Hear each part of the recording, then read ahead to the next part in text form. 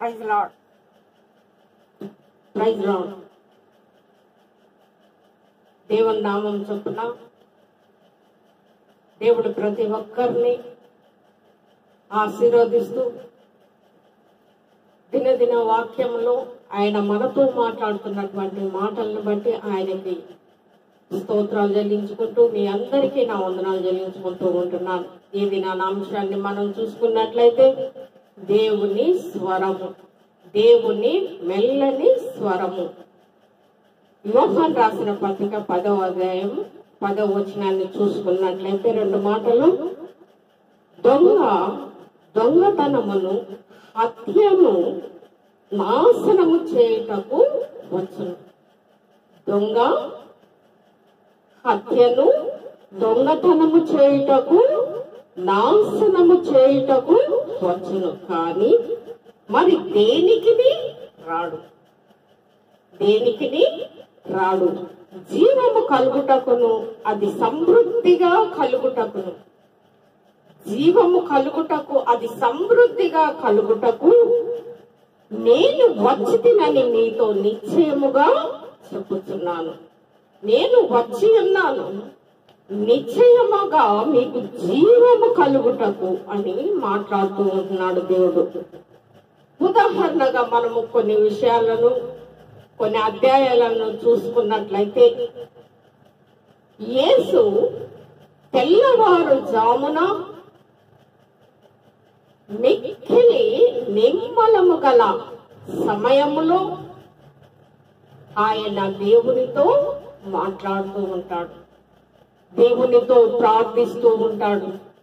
ఏకాంత కొండపై ఆయన ప్రార్థించే దేవుడు అంటున్నాడు. ప్రభువు మరి ఏకాంతముగా స్థలాన్ని ఎంచుకున్నాడు, ఏకాంతముగా ప్రార్థించుట చేస్తూ నేర్చుకున్నాడు. సమయము దేవునితో మాటామంతి మాట్లాడుటకు ఏకాంతము ఎంతో అవసరమని అంటున్నాడు. కనుకనే తండ్రితో మాట్లాడుటకు ఆయన నిశ్శబ్దమైనటువంటి స్థలాన్ని ఏర్పరచుకున్నాడు. అక్కడ ఏ శబ్దము ఉండదు, అక్కడ ఏది కూడా అలచడ ఉండదు.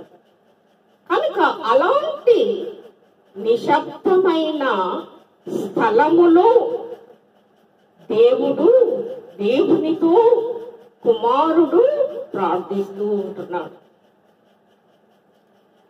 మనము చూసినట్లయితే దేవుడి స్వరాన్ని వినిన తరువాతనే తన పరిచర్యను ప్రారంభిస్తూ ఉంటాడు. దేవుని స్వరము ఆయన కుమారుడితో మాట్లాడిన తర్వాతనే తన పరిచర్యను కొనసాగిస్తూ ఉంటాడు.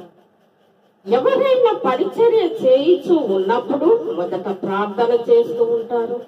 దేవుని సన్నిధిలో ఆయనను వేడుకొనుచు ప్రార్థించిన తర్వాత మొదలు పెడుతూ ఉంటారు. ఆయన పరిశుద్ధాత్మ మనలో నింపుతూ ఉంటాడు. కనుక తన పరిచర్య ఆరంభిస్తూ ఉంటాడు. ఆయన ప్రయాణం అంతా కూడా ఒంటరిగా కొనసాగించినాడు. ఒంటరిగా ప్రయాణమంతా సాగించి ఆయన ఆశలను, ఆవేదనను అర్థము చేసుకున్నటువంటి వారు ఈ లోకంలో లేరు. తన స్వయాన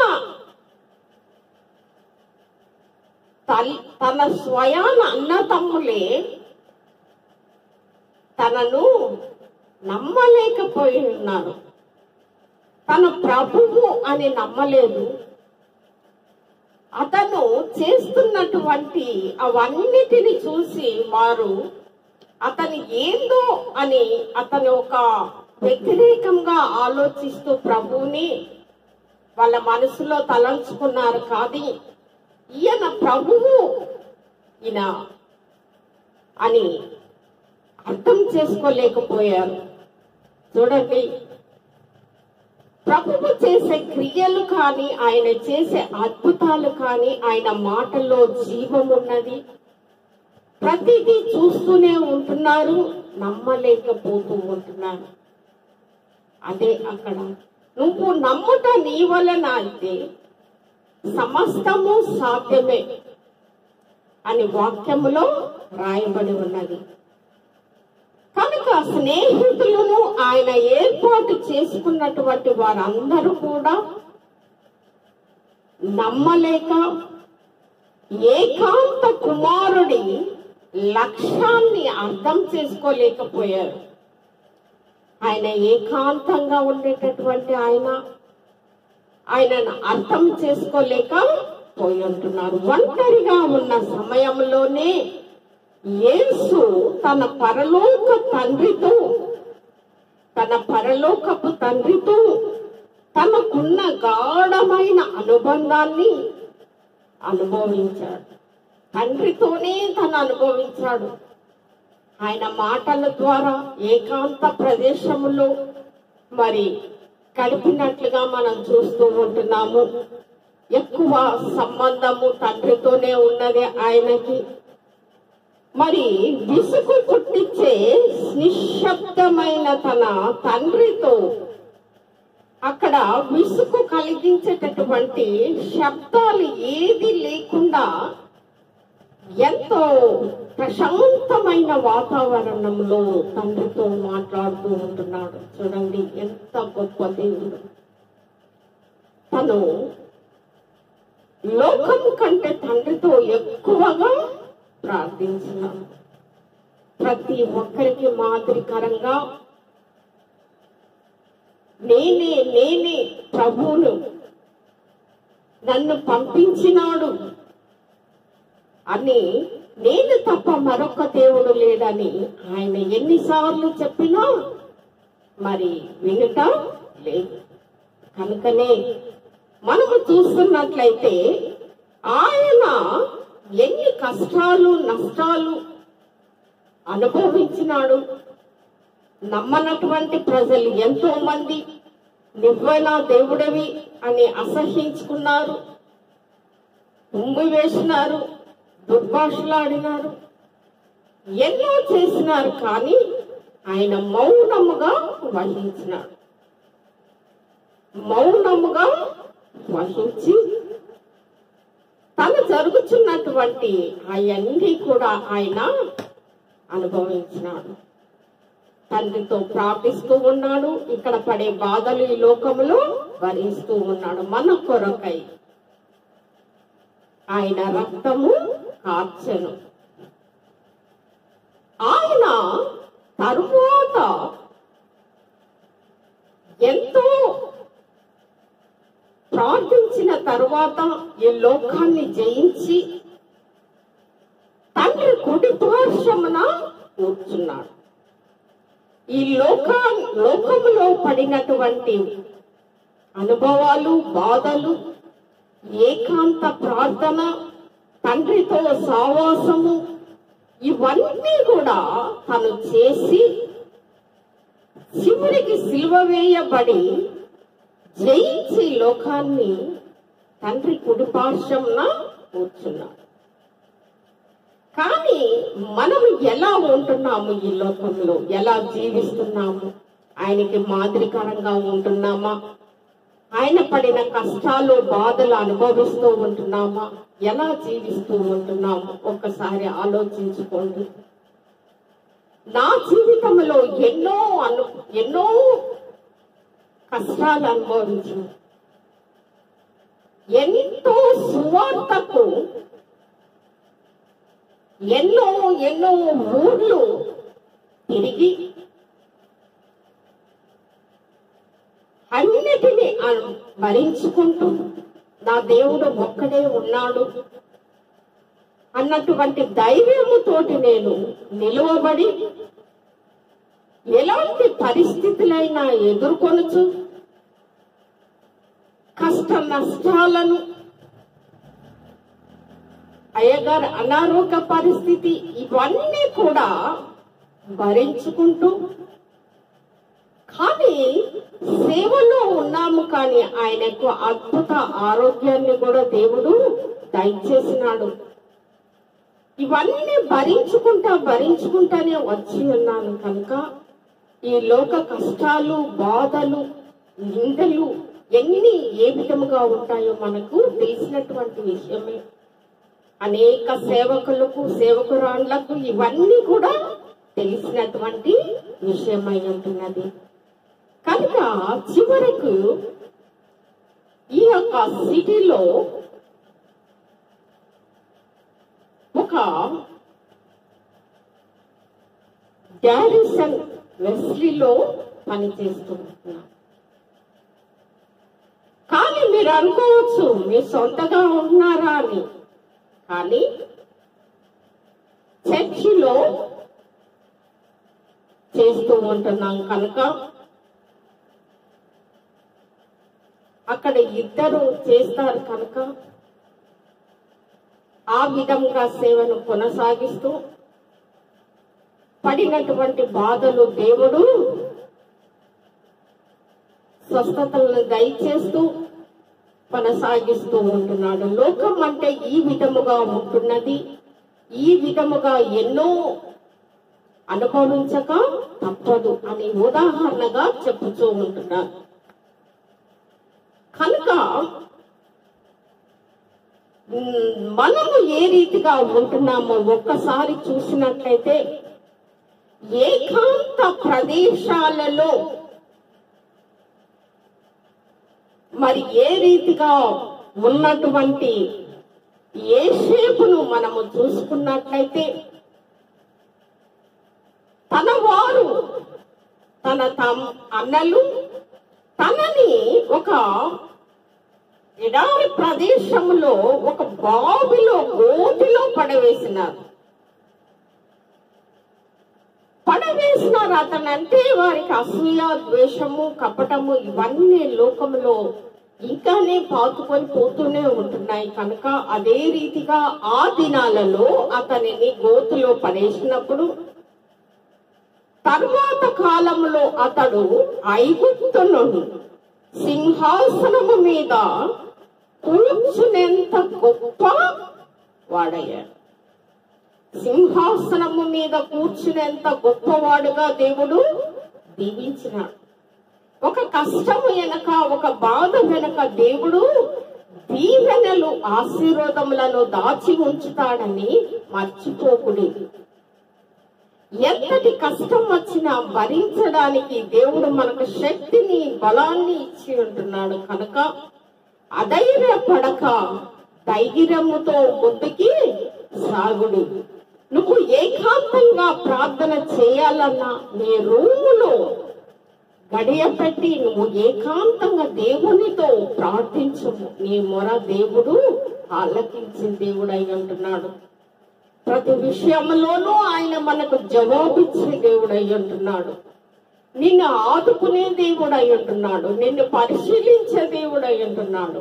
నీ సమస్యలను తీసివేసే దేవుడై ఉంటున్నాడు కనుక మనము ప్రార్థించే ప్రతి ప్రార్థన ఆయనకు చేరే రీతిగా మనము ఏకాంతముగా ప్రార్థించే వారిగా ఉండాలి.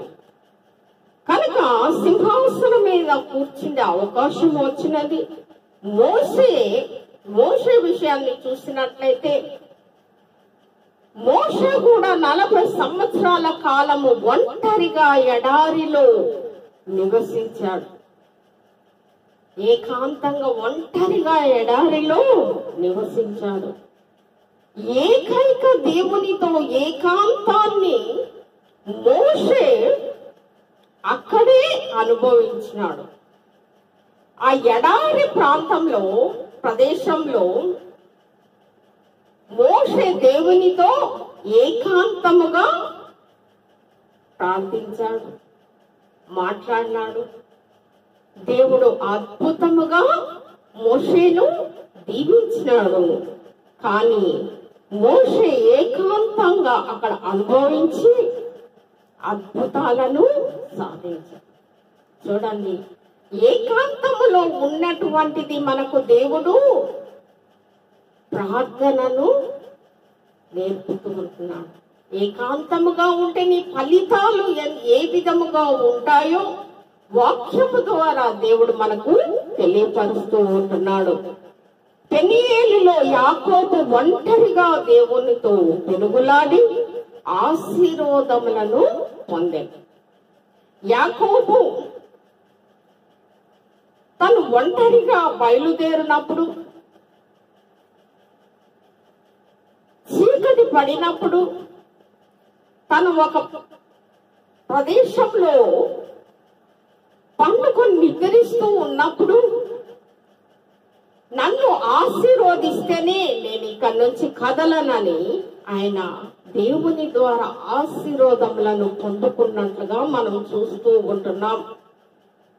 పెనుగులాడినాడు దేవునితోటి, మరి ఆశీర్వాదము కొరకు ప్రార్థించినాడు. చూడండి, మహిమకరమైన భవిష్యత్తును యూదా గోత్రపు సింహముతో సాన్నిధ్యాన్ని యోహాను ఏకాంతములో కూడా అనుభవించాడు. యేసేపు, మోషే, యోహాను కూడా ఏకాంతములో అనుభవించాడు. దేవునితో కలిసి ఉండడంలో, ఆయనతో మాట్లాడడంలో ఉండే ఆనందాన్ని, ఆయన స్వరాన్ని విన్నట్లు మనం చూస్తూ ఉంటున్నాం. నిజంగా ఆయన స్వరము ఎలా ఉంటుంది? ఎంతో అద్భుతముగా మెల్లని స్వరము వినపడుతూ ఉంటున్నది. కనుక దశాబ్దాలుగా దైవజనులు అనుభవిస్తూనే ఉన్నారు. అప్పట్లో దైవజనులు వీరంతా కూడా దేవుని స్వరాన్ని వింటూ దేవుడు వారితో అనేకమైనటువంటి కార్యాలను జరిగించినట్లు మనం చూస్తూ ఉంటాం. పౌలు కూడా జైలు జీవితంలో ఏకాంతముగా గడిపినట్లు కూడా మనం చూస్తూ ఉంటున్నాం. పేతురు కూడా అద్భుతముగా వారు పాటలు పాడినప్పుడు వారి సంఖ్యలు పెంచబడి వారు బయటికి వచ్చినట్లు కూడా మనం చూస్తూ ఉంటున్నాం. మరి ఏకాంతము ద్వారా ఇంతటి క్రియలు జరుగుతున్నావా? మరొకసారి ఆలోచించండి. మనము చూసినట్లయితే అంతేకాకుండా హానోకు, ఎలీషా వంటి వారు ఎందరో, ఎలీయాతో కూడా దేవుడు మాట్లాడినాడు. నెమ్మలముగా మాట్లాడే ఆయన స్వరాన్ని విన్నారు. హానోకు తన మరణమును చూడకనే కొనిపోబడేది. ఎలియా అద్భుతాలు చేసినాడు. చనిపోయిన వారిని సైతము ఆయన లేవనెత్తినాడు. అంటే దేవుడు వారిలో పరిశుద్ధాత్మ జీవముతో దేవుడు వారితో అనేక క్రియలను జరిగించినాడు. కనుక ఆయన లక్ష్యాలను నెరవేర్చడానికి ప్రయాసపడదము. ఆయన లక్ష్యాలు ఏమై ఉంటున్నాయో అవన్నిటినీ నెరవేర్చుటకు మనము ప్రయాస పడుతూ ఉంటున్నామా? ప్రార్థన చేస్తూ ఉన్నామా? ఒంటరిగా జీవితాన్ని పోరాడుతూ ఉంటాం. దాని వెనుక వచ్చే అనేకమైన సమస్యలు కావచ్చు, నిందలు కావచ్చు, భారము కావచ్చు, బరువు కావచ్చు, ఎన్నో ఎన్నో మనము వాటన్నిటినీ దాటుకుంటూ దేవుని స్వరాన్ని వినేవారిగా ఉండాలి. కనుకనే కొన్నిసార్లు మనము ఒంటరిగా పోరాటము చేయవలసి వస్తూ ఉంటున్నాడు. కుటుంబంలో కావచ్చు, నీ మందిరంలో కావచ్చు, నువ్వు బయట లోకంలో కావచ్చు, అనేకమైనటువంటి శోధన పోరాటాలని మనము ఎదుర్కోవలసి వస్తూ ఉంటున్నది. కనుక ఎటువంటి సందర్భాలైనప్పటికీ దేవుడు మనల్ని ఒంటరిగా విడిచిపెట్టడు. దేవుడు మనల్ని ఒంటరిగా విడిచిపెట్టడు. ప్రతిదీ ఆయన చూస్తూ ఉంటున్నాడు. నిన్ను ఏర్పరుచుకున్నటువంటి ఆయన నిన్ను ఎన్నటికీ విడను, చెయ్యి విడవనటువంటి దేవుడై ఉంటున్నాడు. కనుక మరి అనేకులకు కొన్ని సందర్భాల్లో ఒంటరి జీవితాన్ని, ఒంటరి పోరాటాన్ని, ప్రశాంతమైన వాతావరణాన్ని ఇస్తూ ఉంటాడు దేవుడు. ఎలా దాన్ని జయించాలా, మనము దేవునితో సావాసం ఎలా గడపాలా, వీటిని ఎలా జయించుకోవాలా అన్నప్పుడు ప్రశాంతమైన ప్రార్థన, ఎనోస్ కాలంలో ప్రార్థన అనుభవము మనకు అప్పుడే ప్రారంభమైనది. కనుక ఏకాంతముగా ఉండి ఆయన నుంచి నేర్చుకోవలసిన ఏ సమయాలు ఉంటాయి, అతి పరిశుద్ధ స్థలములో నువ్వు ఏకాంతంగా ఉన్నా, ప్రార్థించిన, దేవునిలో సావాసము కలిగి ఉన్నా, దేవునితో నీ యొక్క బాట నడిచిన, దానిలో ఉన్నటువంటి గొప్ప కార్యము నువ్వు ఆయన పరలోకములో నీకు స్థానాన్ని ఇచ్చే దేవుడై ఉంటున్నాడు. కనుకనే యేసులో జీవము ఉన్నది, ఆయనలో సమృద్ధిగా ఉన్నది. కనుక ప్రతి అపాయాన్ని తప్పించేది ఆయనే. నీ సువార్త సేవలో, నీ యొక్క బాటలో, నీ మార్గములో ప్రతిదీ ఆయన నిన్ను వెంటాడుతూ నడిపించే దేవుడై ఉంటున్నాడు. ప్రియమైన వారులారా, ప్రతి విషయంలోనూ చాలా మంది భయపడుతూ ఉంటారు. నిజమే, భయము ఒకవైపు సాతాను మనల్ని త్రోసివేయాలని చూస్తూ ఉంటున్నది. కానీ దానికి లొంగకుడి, ప్రార్థన ఎంతో విజయము ఇస్తూ ఉంటున్నది. కనుక విజయము వెనక ఎన్నో రహస్యాలు దాగి ఉంటాయి. అవన్నిటినీ మనము ఎదుర్కొనే వారిగా ఉండాలి. కుటుంబ సమస్యలు కావచ్చు, శాంతి సమాధానం లేకుండా ఉండొచ్చు, వీటన్నిటికీ మనకు దేవుడు ఎంతో గొప్ప మార్గాన్ని ఇచ్చాడు. కనుకనే తండ్రితో ప్రభువు ఏకాంతంగా గడిపినాడు, ప్రార్థించినాడు. ఆయన సిలువ వేయేటప్పుడు ముందుగా కూడా ఆయన శిష్యులను వెంటబెట్టి ఆయన ఏకాంతంగా ప్రార్థన చేయనప్పుడు కూడా ఎంతో బాధించినాడు, దుఃఖించినాడు. వీటన్నిటి ద్వారా దేవుడు మంచి అనుభవంలోనికి తీసుకెళ్ళినాడు, తండ్రితో కూర్చున్నాడు. రేపు మీరు కూడా దేవుని సావాసములో ఉన్న ఎడల మనకు కూడా దేవుడు అక్కడ ఒక గృహమును ఏర్పాటు చేసి ఉంచాడు. అక్కడ ఆకలి ఉండదు, దప్పికి ఉండదు, ప్రశాంతంగా దేవుని యొక్క వెలుగును మనకు ఉండును. కనుక భయపడకుండా ప్రతి విషయంలోనూ సమస్యలను ఎదుర్కొనుడి. నా జీవితంలో ఎన్నో ఎన్నో ఎన్నో ఎదుర్కొన్నా కానీ దేవుడే ఇంతవరకు నడిపించినాడు. కొన్ని సందర్భాలలో ప్రాణ అపాయ స్థితిలో నా కుమారుని కనేటప్పుడు కూడా ఇక ఇద్దరు కూడా జీవించరు, బ్రతకరు. అలాంటి సమయంలో కూడా దేవుడు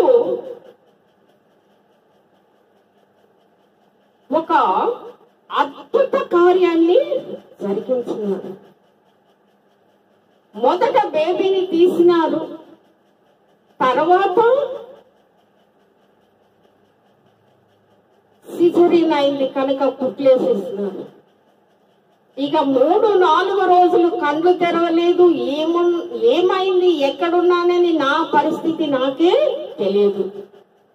అలాంటి పరిస్థితి మొదట ఆపరేషన్ థియేటర్లో వెళ్ళినప్పుడు ప్రార్థించుకుంటూనే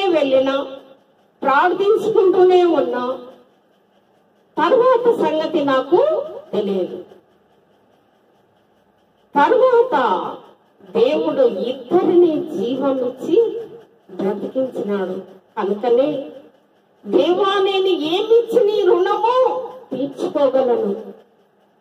ఈనాడు నన్ను నీ సేవకు ఈ రీతిగా నిలబెట్టినందుకు నీకు వేలాది కోట్ల స్తోత్రాలు అని చెల్లించుకుంటూ ఉంటున్నా. అలాంటి పరిస్థితులు ఎదురవ్వచ్చు. అలాంటి పరిస్థితి నుంచి దేవుడు తప్పించినాడు. ఎన్నో సమస్యలు పోరాడినాను, కానీ అన్నిటికీ దేవుడు ఒక్కడే మార్గమై ఉంటున్నాడు. మన ప్రార్థన ఎంతో విజయాన్ని తీసుకొస్తూ ఉంటున్నది. కనుక మీరందరూ కూడా ఏకాంత ప్రార్థనను గడుపును. ఏకాంతముగా రూములో వెళ్ళి ప్రార్థన చేసినప్పుడు, మనస్ఫూర్తిగా కన్నీటిని విడిచినప్పుడు నీ ప్రార్థన తప్పక దేవుడు ఆలకించే దేవుడై ఉంటున్నాడు. కనుక ప్రతి విశ్వాసి, ప్రతి దైవజనమా, మీరందరూ కూడా ఎంత ధైర్యము దేవుడు మనకి ఇస్తున్నాడో, మనల్ని కాపాడుతున్నాడో, ప్రార్థన మూలముగా మనం ఎన్నో విజయాలను సాధించగలము అనే నమ్మకాన్ని విడిచిపెట్టక విశ్వాసముతో ముందుకు కొనసాగిపోదాము. అలాంటి కృప దేవుడు మనకు దయచేయునుగాక. ఆమేన్. ప్రార్థించుకుందాము. సర్వశక్తుడా, మిక్కిలి కనికరం గల మా పరలోకపు తండ్రి, నీ పాదములకు వందనములు, స్తోత్రములు దేవ. నా తండ్రి, ఈ దినాన వాక్యముతో నువ్వు మాట్లాడి ఉంటున్నావు. నీ మెల్లని స్వరముతో మాతో మాట్లాడుతూ, మా ప్రార్థనలు ఆలకిస్తూ, నీతో ఏకాంతముగా గడిపే సమయాలు ప్రతి ఒక్క బిడ్డకు నువ్వు దయచేయండి ప్రభా. వారి కుటుంబంలో ఉన్నటువంటి అనేకమైనటువంటి ఒత్తిడులు, పని భారము వలన ఎంతో మంది వెనుకబడిపోతున్నటువంటి స్త్రీలను సమయాన్ని ఇచ్చి వారికి ప్రేరేపించి అనేక విషయాలలో ముందుకు కొనసాగుటకు వారిని ఆయుధపరచమని ప్రార్థిస్తూ ఉంటున్నాను. ప్రతి విషయంలోనూ, ప్రతి పనిలోనూ శక్తిని, బలాన్ని దయచేసి ఆదరణను దయచేయమని ప్రార్థిస్తూ ఉంటున్నాను. నీ వాక్యము వినుటకు వేగిరపడి ప్రతి ఒక్క బిడ్డను కూడా ఆశీర్వదించండి. ప్రతి ఒక్క బిడ్డతో మీరు మాట్లాడండి ప్రభువా.